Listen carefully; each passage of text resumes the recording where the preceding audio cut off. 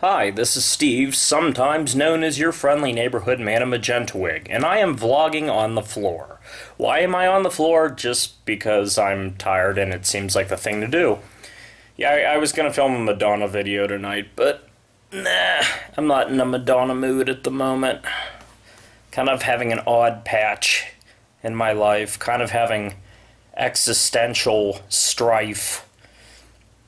Don't worry though, I have listened to the 3 albums I need for Madonna-thon Part 6, so that should be coming in the next couple days or so. And hopefully by then this razor burn will go away. Jesus Louises. Well, this isn't as comfortable as I thought it would be. And all you can see is my multiple chins. Okay, let me get up. I'll just sit on the arm of the chair like I usually do. Maybe with a little less light. Make it look all dramatic and shit. So yeah. I'm thinking of what to do. I don't know if I'm going to wait until the Madonna videos are over, but I'm thinking of marathoning some other people. I think the next time I go to Akron, I'm going to listen through Simon and Garfunkel again, because you can actually get through their catalog in like 3.5 hours. I mean, I've heard it before, like there's no surprises or anything, but I haven't heard it in a while, so yeah, a lot of good songs though. At least you know, it's not very many albums. They did 5 plus. Also, there's an album worth of like stuff that they did in the 50s when they called themselves Tom and Jerry. So obviously, I'd start with that, and then at the very end, there's a kind of a very unfinished version of their 80s reunion album. What was it called? It ended up as Paul Simon's Hearts and Bones. Oh, Think Too Much. It was called Think Too Much. Yeah, there's like a bootleg version of that that's, you know, a work in progress. You know, art pops up on some songs but not others, and so it's, you know, be nice to finish up with that, even though it doesn't sound a damn thing like a Simon and Garfunkel album, but, you know, throw it in for completeness. So yeah, oh man, I just realized I have so many movies on my shelf that I haven't watched yet. I just remembered I had Saturday Night Fever on Blu-ray. Me and my parents actually just went to see that at the Cinemark. They brought out like the 40th anniversary director's cut or something, and I was under the mistaken belief that the PG cut of the movie, because they brought it out again after its original run just so like it would get a wider audience and people could see John Travolta dance and stuff, but they used alternate takes of things and redubbed, you know, the swearing and stuff. For some reason I always thought the PG version cut scenes out and put more dancing in. Apparently that is not the case. Apparently that was the TV version, which I saw first, because I distinctly remember the first time I saw the movie, like John Travolta was dancing to Disco Duck, and then when I saw the director's cut in the theater, that wasn't in there, so that kind of threw me off. But no, they didn't add any of the dancing scenes back. They added some other scenes back in, but yeah, no, Disco Duck is the scene where John Travolta and Denny Dillon are dancing to Disco Duck is only in the TV version. So, would have been nice if the director's cut went all in, though, don't you think? I mean, the stuff they added is just not that special, I guess. But yeah, I redecorated this part over here. I don't know if you're going to be able to see it because the light's not too good over here at the moment, but where I had my Gods Must Be Crazy DVDs and stuff is Rocky stuff now, because the Rocky stuff is no longer in my room. What is in my room and its place is music stuff, books that I moved from the other room, and records, Beatles records, some other ones down there, and put a couple of them on display. That was that one's called Return to Abbey Road. It's outtakes and stuff. The one in the middle with glare on it that I can't seem to get rid of is a album of like Sgt. Pepper outtakes, and that was collector's items, the alleged Capitol promo. I always wanted to get the sequel to this though, Casualties. I think it mostly came out as a picture disc. It had the Butcher cover picture on it and stuff. But yeah, this is cool. This is Rolling Acres Mall in Akron. I got it's like photographic print I had a Dead Mall meetup recently. Yeah, there's a guy on YouTube called Ace's Adventures who does Dead Mall videos sometimes, and yeah, he had a Dead Mall meetup at Century 3 in Pittsburgh, so that was cool. It's nice to meet up with about a dozen other people with the same interests. And no, I'm not the only one in the world that is fascinated by, like, dead retail, you know?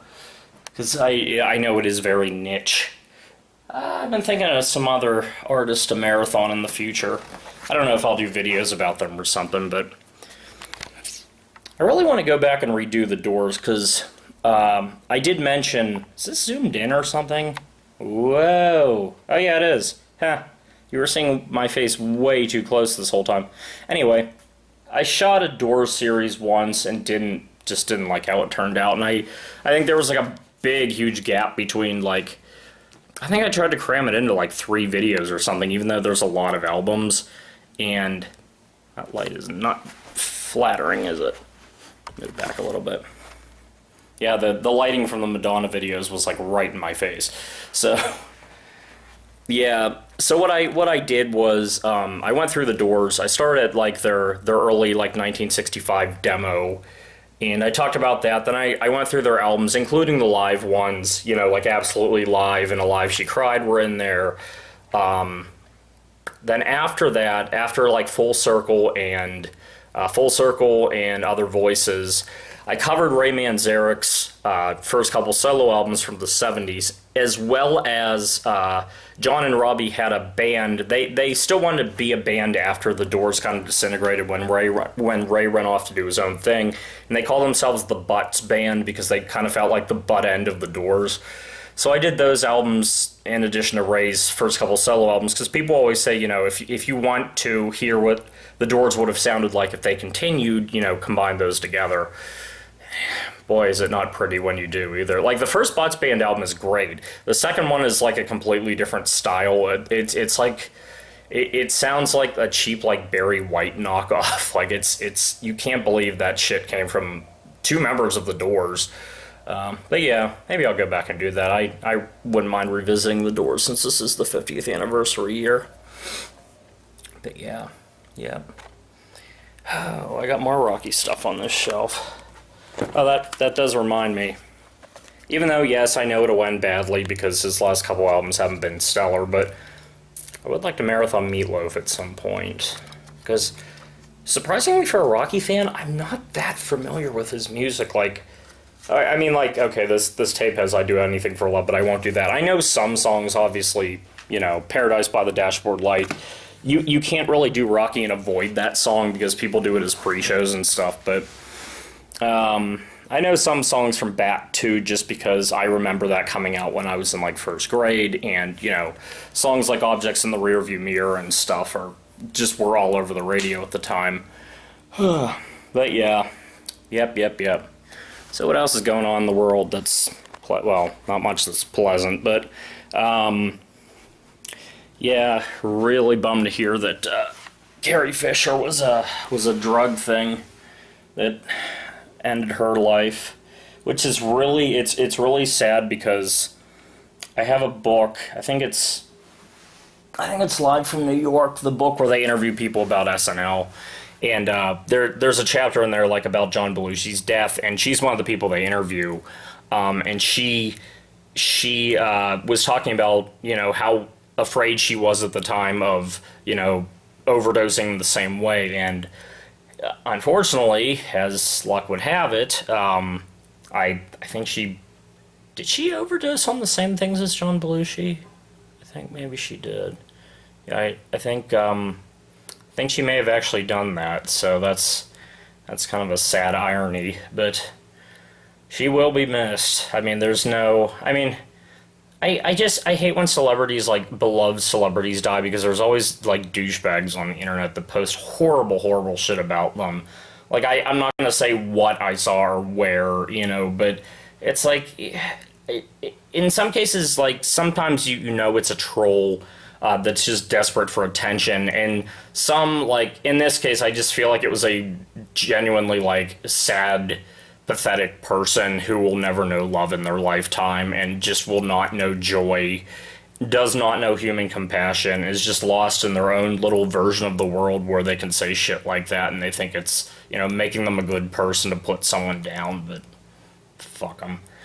I've been getting into the Beatles a little bit lately because I have friends that like the Beatles, and not to say I haven't been into the Beatles because they're probably, well, next to Pink Floyd, the only band I've collected my whole life, but I've been kind of revisiting them, especially since, there's all the hype about Sgt. Pepper and stuff, and I know that there's a White Album box set apparently coming out next year, which I'm excited about, but I'm also extremely skeptical about, because I feel like they're not going to give us, after, Giles Martin turned down Carnival of Light for being in the Sgt. Pepper box set, which really pissed me off, because it's like, you're putting out a fucking 6-disc set of Sgt. Pepper, and Carnival of Light still is unreleased, but I guess they had their reasons. But, I feel like the White Album box set is going to let people down in some regards, because I feel like things we really, really want, mostly, like the 27-minute take of Helter Skelter, which no one has ever heard, that's not going to be included, or they're going to do like they did with Take 2 on the anthology and chop it way down because, Giles Martin will go, oh, it gets boring, and no one would want to hear that, even though we really do. I'm trying to think what else from the White Album we haven't heard that I'd really like to. Because the thing I'm noticing, like, the more I've collected the Beatles over the years is, even though, like, bootleggers like to start rumors about this shit, they don't have, like, treasure troves of unreleased songs. Like, as far as, like, Sgt. Pepper goes, I mean, they had, Strawberry Fields and Penny Lane ended up on a single. Only a Northern Song ended up on Yellow Submarine.